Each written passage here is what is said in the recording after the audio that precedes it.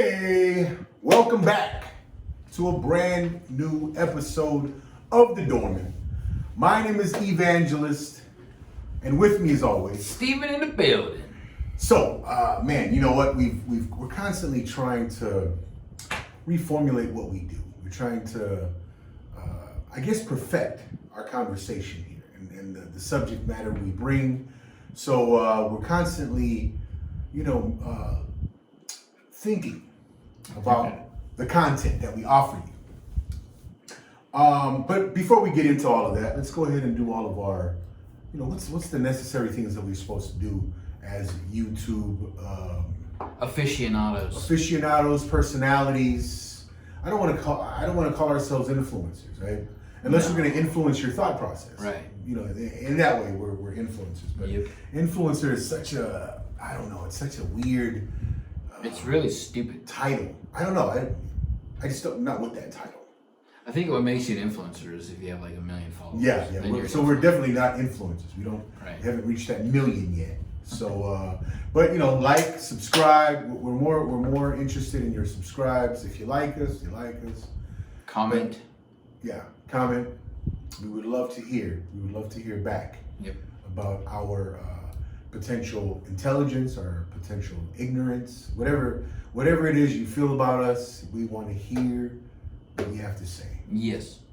So, unless it's too negative, because then our feelings will get hurt, and then we'll have to sue somebody, right? Because that's what people do nowadays. That's what they do. Again, cry. I mean, we literally give two shits. I would say I give less than that. Maybe a shit. I give one. I give a half a fart. What do people fucking think? Yeah. And then you got to excuse our language. We're adults. Like a couple of sailors. We're adults, and we were bouncers. So if you're not with that, don't know what to tell you. But here we go. So we decided to flip through the headlines again and see what kind of nonsense is out there, right? And then we thought, man, there's such nonsense out there that it's hurtful.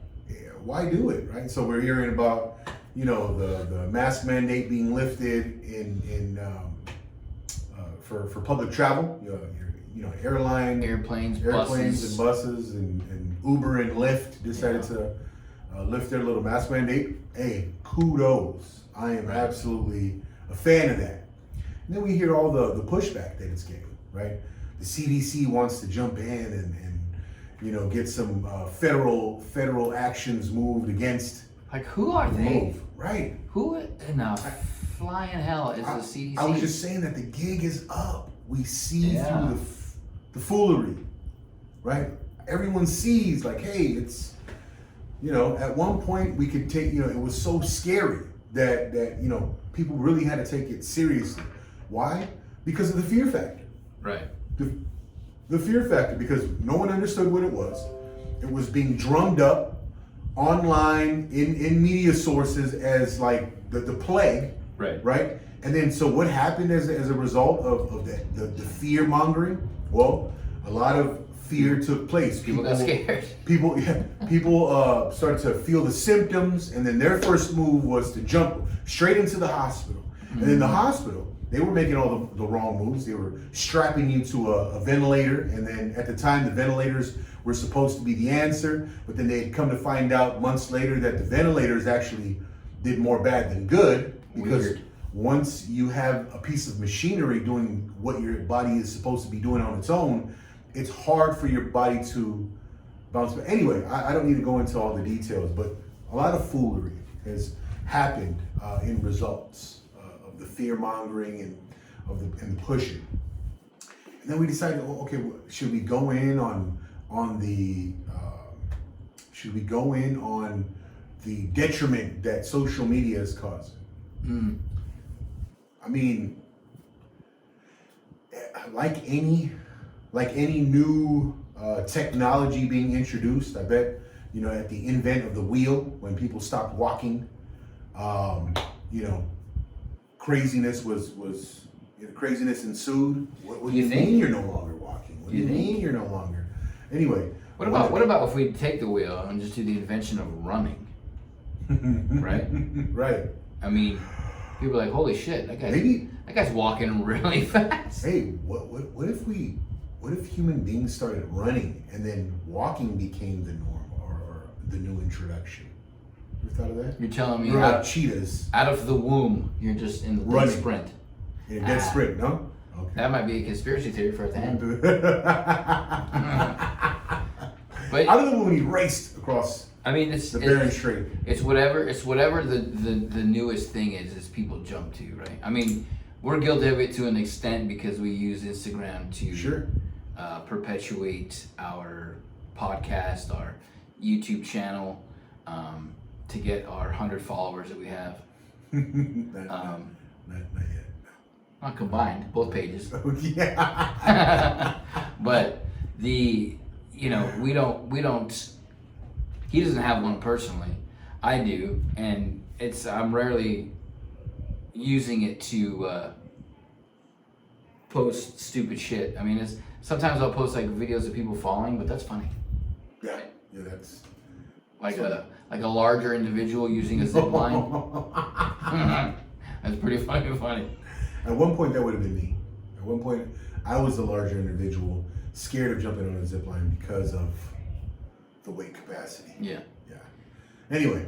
So now it's more like people can jump on and state their opinion on things. Yeah. Somebody will post a video of, Mickey Mouse, and then you're gonna have both sides going at it, right? Right. Like the side that says, "Forget Disney," and the other side that says, "Disney's the savior." Right. The savior for what though? Well, I mean, Christ Almighty! You go to Disneyland, you're supposed to. Disney has now become the LGBT queer saviors. They've become the spokespeople for. A little known fact about Disneyland is when Walt Disney built it, the trees are there. I don't know if you last time remember Disneyland, you can't see out of Disneyland once you're inside Disneyland. And because the concept is once you're in Disneyland, you're in a different world. That's what Fantasyland, Tomorrowland, okay. Cool. Frontierland, all that other bullshit land. But and even on the what do you call it? The tram. There's only like a split second you can see Harbor Boulevard. Okay. But there's you go there to escape reality. Sure. You don't go to Disneyland to get a lecture on trans or gay or not gay or straight. You don't want to be at Disneyland when they're the overhead speakers when you're waiting for Space Mountain to say, hey, well, if you're trans, it's okay. Because you know what? Who gives a fuck? What I'd really be interested in finding out, what percentage of the American population truly identify as lesbian, gay, trans, queer? I mean, not that it'll belittle them if they fall under a certain percentage, but how many people out there are truly affected by these, suggestions? Yeah. Right. I mean, you got to think like we talked about earlier, Palm Springs, right? They're offering a $900 a month stimulus, I guess, if you're non-binary. They're looking to pay or you trans $900 a month to live there in Palm Springs if you identify as LGBTQ, trans or or just non-binary, or I don't think it's. I mean, maybe it's all of it encompassed, but who verifies? Right. Who walks in on you kissing another man? Okay. Who walks in on you kissing another woman? My question is, what are they going to produce? What's going to be the result of that? Are you going to get 100% like true, genuine trans people that are there to like help the community, become something of a trans oasis? I think. Or are you going to get these scum of the earth, right? People there who are there to milk whatever system. Right. People who don't care about taking care of your surrounding your proximity, right? Even take care of yourself. Right. Yeah. I mean, you're probably going to get the worst of the worst showing up to collect this $900 a month. Right. And again, like I always state, it's gonna take away from the people who legitimately feel that way. Dude, if you don't believe me, look at public housing, Yeah. right? Look at any Section 8 area, right? These are people who have moved there because of hardships, and then they're paying like minimal money, and then so what do they do in return? What do they do to show gratitude? They don't take care of the surrounding area. They go get new cars instead of trying to get out. Not even that, dude. Not even that. Like, these are the people that'll leave trash. Oh yeah. On the sidewalks. Right. I mean, we had in the house or in my block, we had this one Section 8, and I'm glad they finally moved out. But we had this one Section 8 house, and you could tell out of all the houses on our block, you could tell where the one Section 8 house was.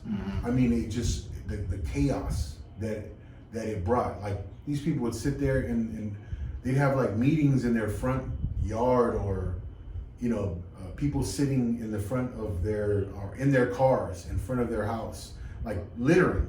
Right. Just the trash aspect alone was my biggest, like, and then every chance I'd get, I'd stop, and if I catch them, say, hey man, do me a favor, pick that trash up or something. Right. Well, my whole point about the new cars is because, like you said, they don't take care of the surroundings, but they'll make damn sure that their brand new vehicle is parked, taken care of. They don't give a shit where they live or what their surroundings are, but they will take care of their material things, not necessarily the for a short time. Right. Well, yeah. Because what I realized, it's if the fad is gone and they're unable to move from that car to another, then they stop taking care of that car, and it turns out to be an eyesore. And then I only speak because I'd seen it. Yeah. But not to say that anyone who moves into a Section 8 situation is the same way. I'm not, that's not the case at all. I'm just saying the majority of Section 8 housing that I've witnessed, and I've had loved ones who have moved into those situations. They're not the people that are going to make sure that things are immaculate. But they're also not the type of people, like you say, that are going to try to make a move to get out of that. They're going to take full advantage of that situation for as long as they can. Unless you are built with the insides, the fortitude to make another move to get better. Right. That's very few and far between. I'm glad you bring up the insides and the fortitude, because all of this, right, everything that we're commenting on, right, we're commenting on, the social media, the outrage, the broadcasting of this trans, so all of the, we're talking about all the clickbait information that's out there. I'm an absolute believer that all of this stuff is a distraction from the true, what mankind, what people are truly supposed to be doing with this life, right? So you mentioned fortitude. That's one thing that we're supposed to be developing as human beings. We're supposed to develop ourselves into these ultimate versions of ourselves by developing things like fortitude, perseverance, patience, kindness, discipline, overall discipline. Right. So, whatever technologies that come and take place and win the movement over, right? Like, so now we're talking about social media and the invent of the internet and this interconnectivity with everyone. Everyone's in everyone's business. That's the new this connectivity. It's cool to be nosy. Right. It's cool to be in people's, It's also cool to be vague. And then to show outrage about it, right? Because the more outrage, oh my God, like from both sides, right? Like from the left, oh my God, you guys are against the LGBT community and you're anti-woke, and then from the right, oh my God, you guys are too woke. You're not conservative enough. You know what I mean? You're right. So there's, from both sides, you this outrage, and it's become this kind of like a domino tornado effect, right? So it's just a bunch of outrage out there, and we were talking about a statistic that they showed in that documentary, The Social Dilemma, about the idea that outrage and negative videos are more likely to be chosen and Yeah. clicked, and so it overshadows all the good that's going on in the world. Right. Whatever good. I mean, shit. I can't even come up with any. Can you? Any No. good that you can highlight or spotlight? No. Because of all of the outrage, all of the anger and Well, frustration. it's overshadowed, right? I mean, it's Right. overshadowed by. I mean, we did a little brief look at the internet headlines before we started this, and like the second to the top story is inmate in Louisiana chooses his Tennessee? last meal, Tennessee, wherever the fuck it was. It doesn't matter. Who gives a shit? This Right. guy killed his wife and her 2 sons in 1986, and we're in 89. whenever the fuck it was. We're in 2022, and we're reading about he picked a double cheeseburger. That fucker Right. shouldn't have got to eat. That's the bottom line. You wiped 3 people off the face of the planet. We're supposed to applaud you And we give for picking a double we give that cheeseburger. guy the attention Yeah, instead of giving some guy who's created something. yeah. Like okay, and I Or even the understand. guy that mowed the lawn at like Angel Stadium. That fucking guy's doing something productive Right. for all of us to see, and this jagoff's getting the second headline on MSN.com. Right, Because he picked a double cheeseburger. And a deep dish apple a pie. deep dish apple pie. Fuck this guy. He's eating better than you and me. No, Fucking dickhead. Yeah, so I mean, like all of the things that are going to attract negative behaviors, negative responses. Right. That's what is getting the attention. And then so we kind of want to highlight, we want to spotlight what it is to become a better human being, Right. right? Again, him and I, Listen to the doorman right? shave Listen to the your Lord, heads. God damn it. and eat Spam musubi. We have yet to come out with our Spam Musubi promotions. Anyway, one day it's coming. Then the world will be a better place. But yeah, I mean, I think all of this stuff, every time there's something new that happens, it overshadows the development that we are supposed to be partaking in, right? As individuals, as human beings, right? So, I mean, yeah, we always talk about, our individual responsibility for development, right? And then we talk about, as once you've developed into that not perfect, but the best individual you could possibly develop, then you got to come to this collective, whatever collective you're a part of, right? So, first and foremost, I'm a Langford. I'm a father. I'm a husband. So I've got that miniature collective there is what I'm obligated to. And then I'm a sibling. I'm a son, so I have another layer of obligation. Then I'm a friend. I'm a brother. And then I have another layer of obligation. So you bring to these collectives that you're about, right? That you're with, that you hold dear, right? So there goes my daughter and granddaughter there. Mm-hmm. Awesome. The lineage. Lovely too. The legacy I'm leaving behind is fantastic. Anyway, you just constantly fortify yourself first and foremost, right? And then these collectives that you are a part of, and that's what this is all about. Right. I don't understand that. I don't understand. Why at the forefront of and I get it. We just went through all of the why it is what it is, but you guys out there who bother to taking the time to listen to us should get this. Should receive these reminders, and we're gonna do it as your doorman. Mm-hmm. We're gonna do it because in front of the doors we were trying to influence the behavior of the people coming into our establishments, right? O'Malley's and whatever places we worked there prior to O'Malley's. So we're trying to do the same thing to the people in the world, Mm-hmm. right? To the millions of listeners that we have. The million. Minus. Times our listeners times 1,000. All right. But that's what we're doing here, folks. Right. We don't mean any harm. We don't mean to pounce on anyone negatively. We're just trying to spread some greatness. That being said, so a good example of negative overshadowing the positive. Well, I don't know if it's positive, but we brought this individual up before, Jacob Blake, right? Jacob Blake. That So guy. the initial reaction was another black man shot by police for being black, essentially. Then the story's out, and the NFL shuts down, the NBA shuts down, Major League Baseball shuts down. Then you look deep into the story, and he was a criminal. He was violating a restraining order.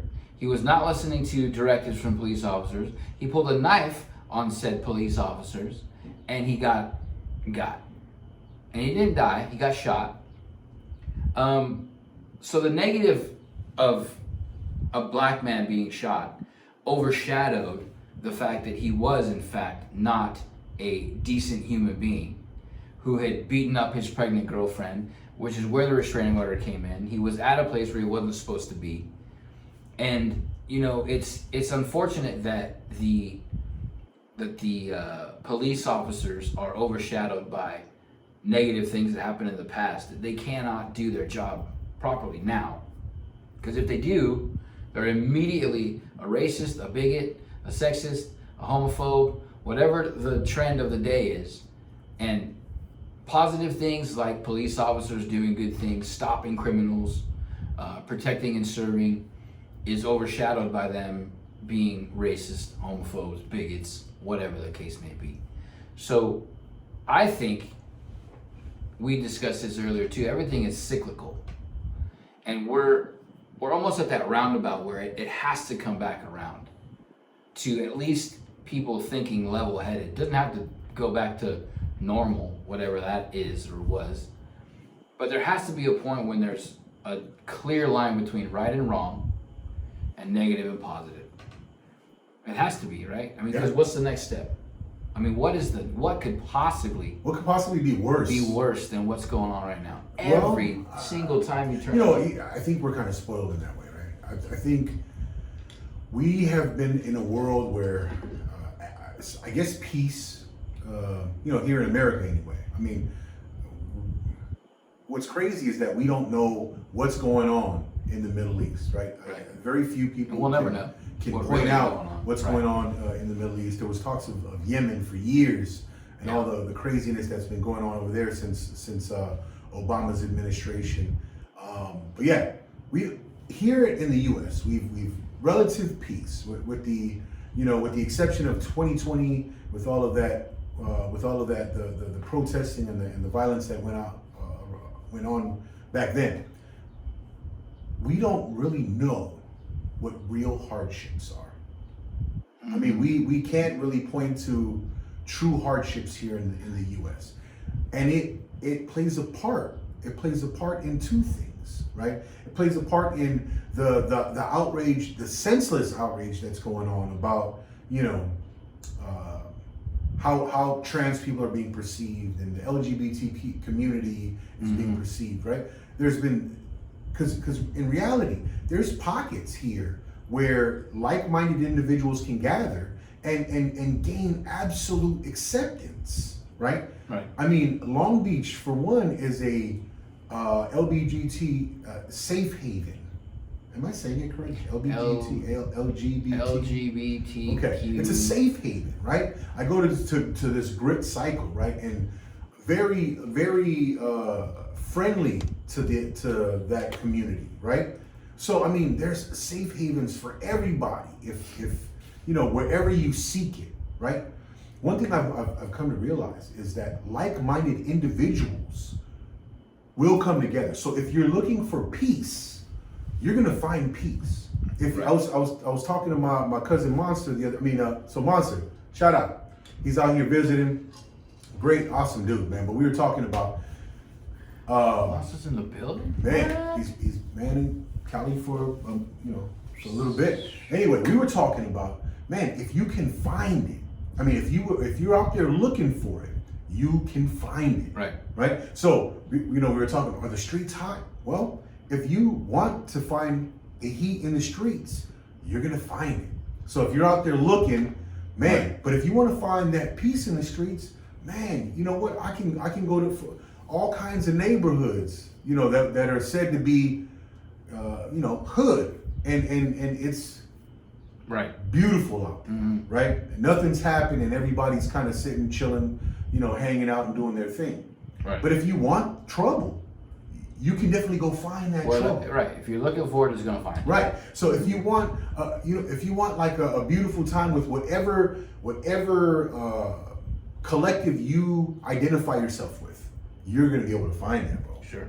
Right. So all of this outrage that we see on social media, a lot of it is pointless. A lot of it is nonsensical. Right. Because there truly doesn't need to be that type of like heat, you know, talked about or spotlighted, because there really isn't that. If you want a peaceful life, you can absolutely have one, right?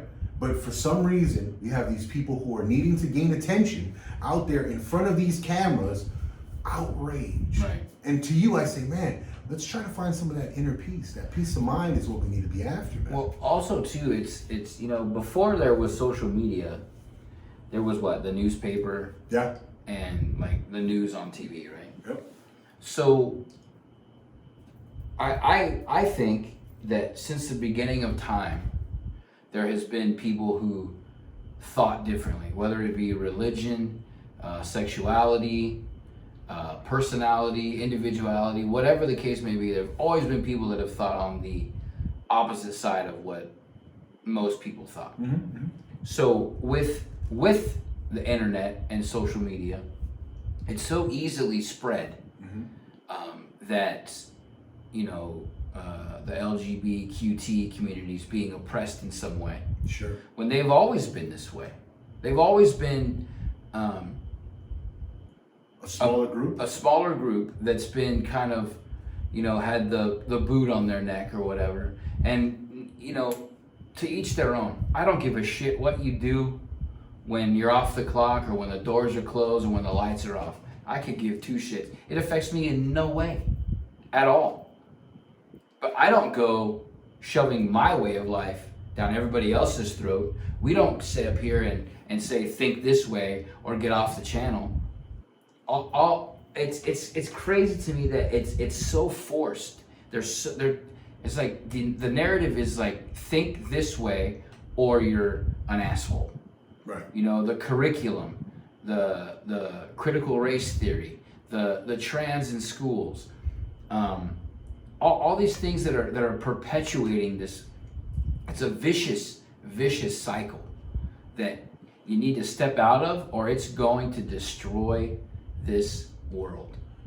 Because if you're on one side and you don't think like the other side, that's a war, and it's going to be a battle, and it's going to be conflict, and it's going to be, you know, their way versus this way. And it's crazy to me that people don't take a step back and get back to being your individual self, but privately. Sure. Like, I don't give a shit if you're out walking the streets in a rainbow dress with a unicorn horn and a dragon tail. I don't give a fuck. You're not affecting me in any way. But when you knock on my door and you tell me I need to dress the same way or follow you in a different uniform, or if it's you gonna be a demand that problem. we need to accept the way you dress. Right. Just to dress that way. No one's going to say anything to you. I mean, people might. Now, I can't be naive in Right. thinking that there won't be angry people out there looking to, you know, because there's people who are out there who are just looking for problems. Right. There are people out there, but then there are people out there like ourselves who are okay with who they are. We're so confident in how we move in our life, in our lives, Right. that we don't need to comment. We don't need to be aggressive toward anybody who's doing them. You know, we might, you know, again, I'm not perfect. So if I see something funny out there, I might snicker at it. I might, you know, have a laugh or pass a joke or you know, if it's funny looking to me. Right. But, you know, forgive me. That's just me and my human nature. Right. You know, what's funny is a lot of people like to identify the shortcomings that they have. Oh, it's in human nature. I got frustrated. It's in my human nature. It's in my human nature. But, you know, that human nature directed towards some of this woke shit and it's like the uproar that Right. you, right? Right. But so we can't, we can't point to that human nature. Anyway, I mean, we're not here to Well, it used to be a justify our stupidity. It used to be a double-edged sword, right? Mm-hmm. Like people's ignorance used to be a double-edged sword. It was forgiveness and then acceptance. Right. Now, if you don't accept it, you're not forgiven. You're an asshole. You're a piece of shit, and you deserve to be blacklisted on whatever list they can put you on. Hmm. I mean, there's no more free speech, really. Right. I mean, the fact that, you post something and it immediately comes up with this goes against our community guidelines.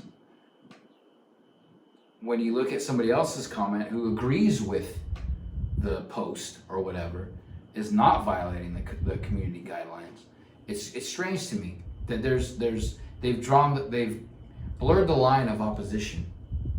Sure. And only made it acceptance. And I mean, I don't know where else we can go other than an absolute backlash conflict that's gonna just be unnecessary at the end of the day. Yeah. Because I told him, since in biblical times, people were gay or different, whatever you want to call it. And it wasn't necessarily, okay, Johnny's gay, that's cool. It was, Johnny's like, don't tell nobody.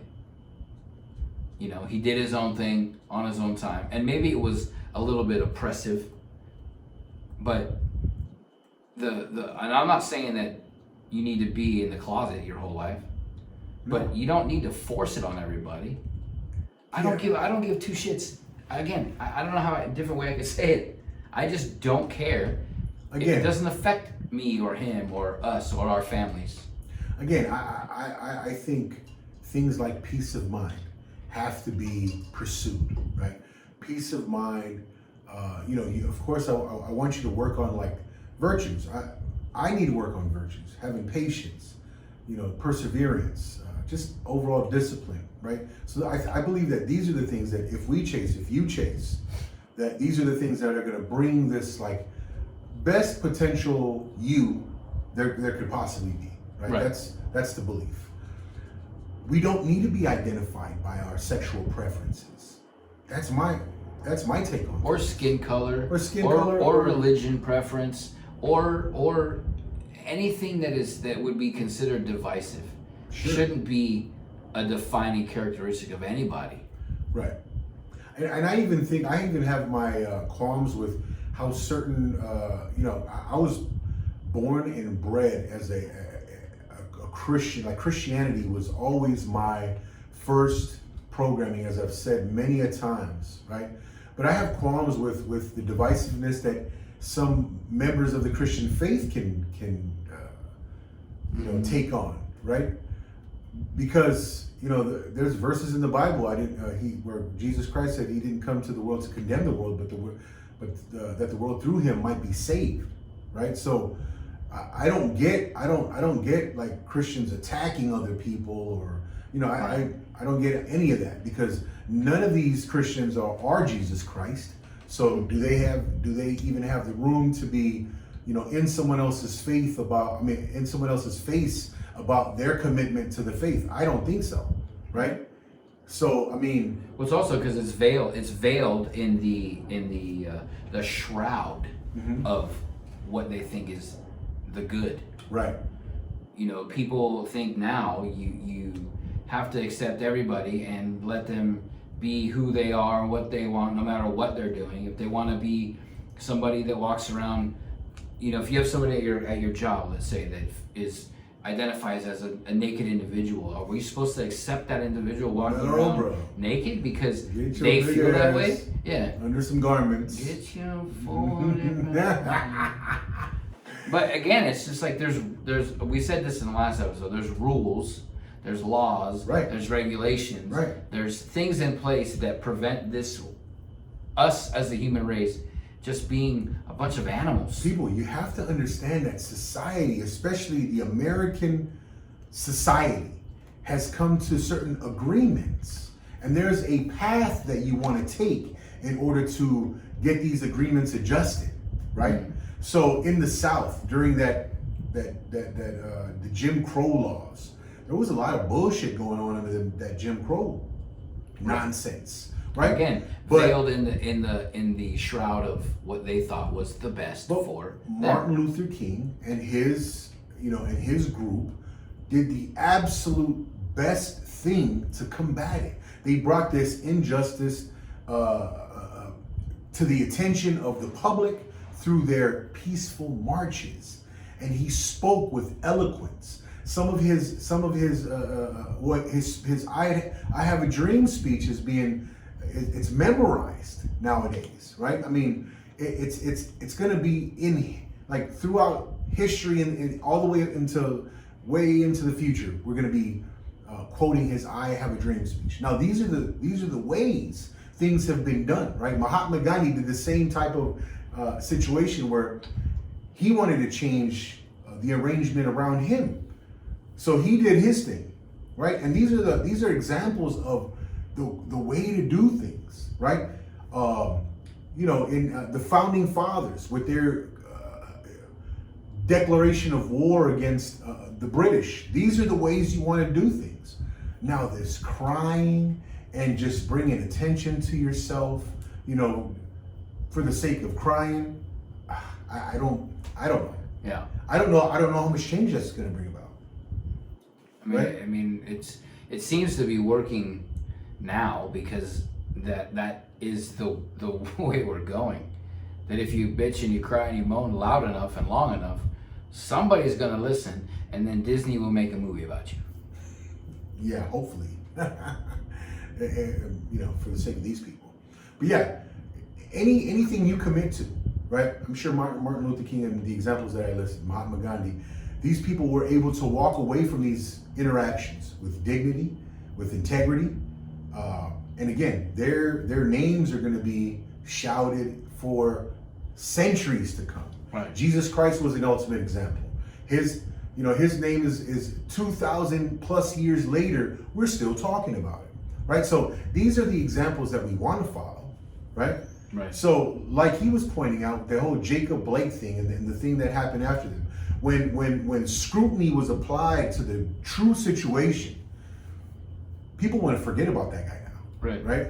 The whole George Floyd thing, when scrutiny is applied to these situations, people want to forget about that situation now, right? Because there was really no integrity or dignity brought about by these two individuals, right? People can put the spotlight on all the flaws that were involved with this. I mean, we're not saying these officers are in the right either, Right. because being a police officer is a position of authority. You're able to implement authority.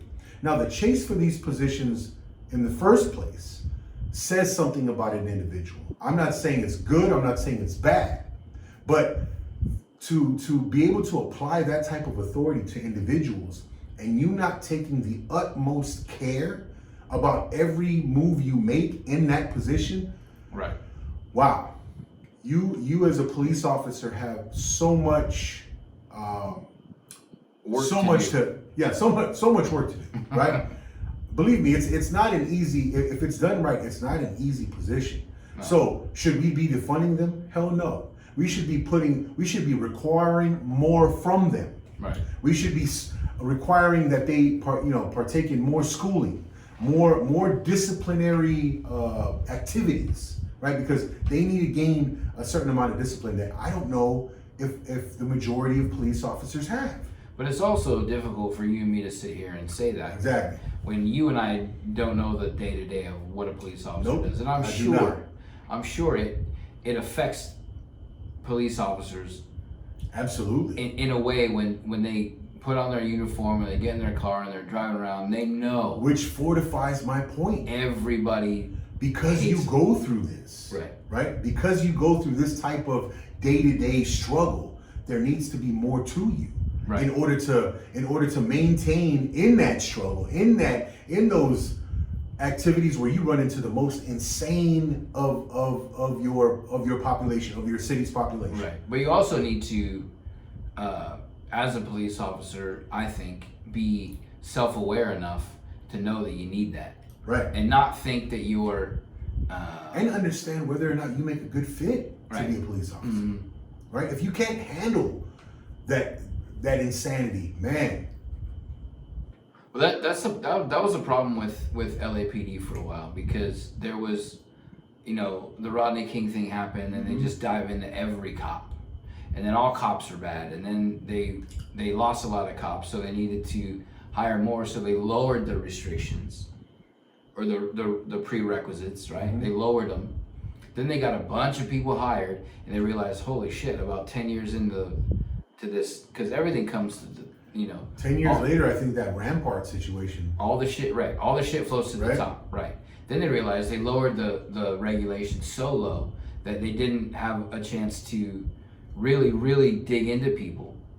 But at that point, you're 10 years vested in, and you're in a union. You can't get booted because you stole money from a criminal. Right. You can't, whatever. So then they got to wait it out. Then they got to, transfer and force retire and all this other stuff. Now the regulations are so stringent that they're not getting anybody, but nobody wants to be a cop now. I did for a long time. And there's a higher power looking out for my ass, because, man alive, I would have lost my job or been in jail for sure.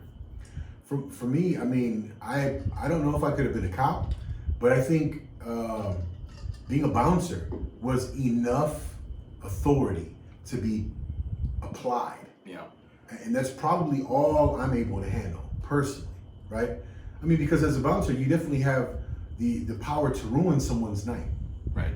And, as an officer, I think that power is intensified 10 times, Yeah. right? You have the power to ruin somebody's life, Yep. right? So, I mean, again, as a bouncer, I kind of treaded lightly on my application of authority, or in my enforcement of whatever rules that we had. I mean, first off, I was bigger than most of the people coming through, so I had to take that into consideration. And then, these people are out to just have a good time. I had to take that into consideration. Yeah. So there's a lot you have to take into consideration when you're in these positions where you can possibly apply power in the enforcement of rules. So, again, cops, I don't envy you. Police officers, I don't envy you. No. But Especially now. I know it's a responsibility that you guys have, and we should be paying you more and demanding more as far as the training, the amount of training that you guys get. Right. So I mean, kudos. I know some awesome cops out there. Corbin, man, shout out to you, bro.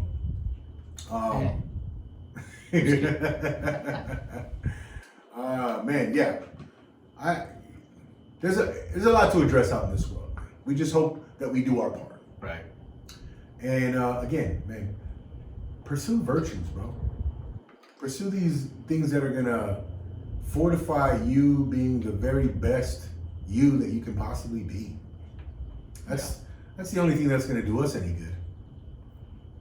And listen to the Doorman. And listen to the Doorman. Subscribe. Buy merch. Yep. It's coming. We have it. We have it. Got a few. Some of them are the size of bed sheets, but still. Sure. Yeah, because I got some big people. Yeah. Yeah. So, with that,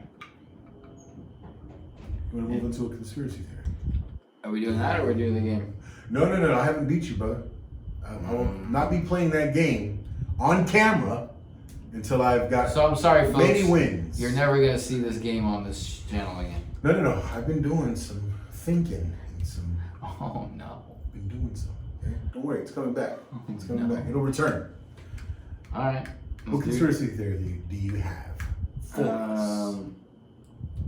Well, a conspiracy that I heard is that they only let us know that we've only explored 6% of the ocean, Okay. but they explored more and they know where Atlantis is. You are shitting. Is there have they given a There's general... no proof. There's no proof. The second you put a general area is when you get dipshits that's gonna rent a canoe and a scuba tank and think they can swim to Atlantis. But also that goes to the point where, a person is smart, right? People are People are dumb. So when people figure it out, there's gonna be, But that's the thing. I mean, is Atlantis true? I think there's something to be said about stories that are handed down from generation to generation. Yeah. I think there's something to be said. I think so. Look, if you read the Bible, right, a lot of those stories that were in the Bible, like Noah's Ark, these are stories that have been told. These are predating the Bible. The Bible is probably approximately 5,000 to 6,000 years old, right, give or take. These stories, like Noah's Ark, predate the Bible, right? I don't have any references to give, but you know, look it up. These like, you know, Noah's Ark definitely predates the Bible. They even say that the story of Mary kind of predates the Bible as well. I'm not gonna say anything to discredit the Bible, but understand that the Bible has been put together over a period of 6,000 years, and the Bible that we know of today was actually put together in the 3rd or 4th century. I can't pinpoint it. Prior to that, early Christianity, they each had pamphlets, right? I read up on early Christianity, and then so early Christianity, from the time of Christ's death to the reign of Constantine in Rome, these pamphlets were written by different authors, right? And they were sent by these authors, Paul being one of them, to the churches. Paul. Yeah, the Apostle Paul. Anybody know? Anyway. Anybody know Paul? Anybody know the Apostle Paul? Anyway. But yeah, I mean, again, stories like Atlantis have been told, handed down from generation to generation, and it was an uncle of someone who told Plato about Atlantis. You know that, right? Plato Fun Factory. No. This is my way of. What's your conspiracy theory?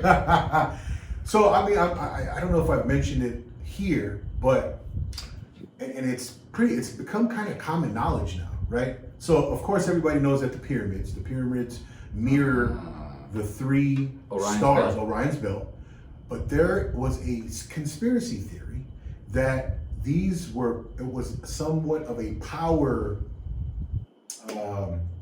What's the word? Like the electricity.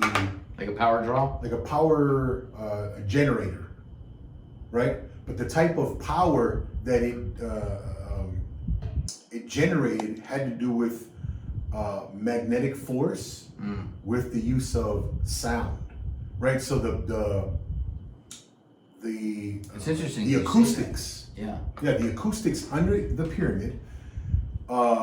Certain sounds were generated under there, and it was able to create enough force to. So if anyone knows about the blocks that the pyramids are made of, some of these block weigh upwards of 100 tons.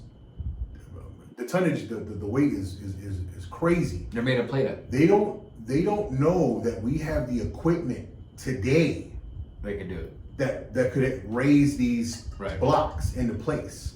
But what they're coming to find out is the power that was generated by these, you know, whatever it is under, it was said to be under the pyramid, and the acoustics that you were able to achieve created some type of a magnetic force, kind of like the bullet train in Japan. So if anyone knows about the bullet train in Japan, it doesn't actually touch the tracks. There's a magnetic force that keeps it kind of, you know, sliding on the track anyway. Until it stops? Until it stops. Yeah. So, You hope. Shit. the conspiracy theory is that the pyramids they didn't begin as tombs for the pharaohs. They began as a power generator of sorts. And the power that was generated there had to do with sound, frequency, creating a magnetic force, some type of a... It's funny you bring up force. sound because I think the pyramids in Mexico, when you clap in front of those, it sounds like a bird. Right. So it's like, Uh-huh. but if you clap from the pyramids, it doesn't bounce back. It goes away from you. Crazy. Same basic shape, Right. but I think it's the fact that it's so dense and so high Right. that it doesn't bounce Right. back. It goes up. Right. Crazy. I mean, but think about the pyramids in general. Pyramids, you know, in the South and Central America, and then the pyramids out there in Egypt, right? Two very different parts of the world with the same structures. I'm sure you've heard it many a times on the internet. So like another conspiracy that could be spoken on is the fact that these two places are somehow connected. Yeah. Right? They're somehow connected through, I don't know. And then the question is, like, how was the connection made?